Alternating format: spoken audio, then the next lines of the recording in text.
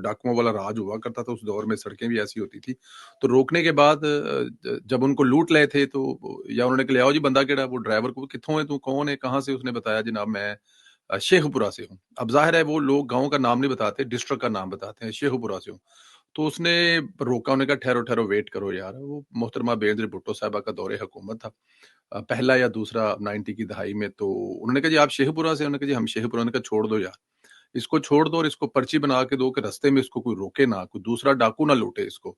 वजह ये है कि जो शेखपुरा है उसको पंजाब का लाड़काना कहा जाता है, क्योंकि उस दौर में कौमी असम्बली की 5 या 4 थी सीटें और जो सूबाई असम्बली की 8-10 सीटें थी, वो तमाम की तमाम पाकिस्तान पीपल्स पार्टी ने जीती थी। हमारे तवक्कुल विरक साहब होते थे, अल्लाह उनका अगला सफ़र आसान फरमाए, हमारे एमएनए भी हुआ करते थे वो।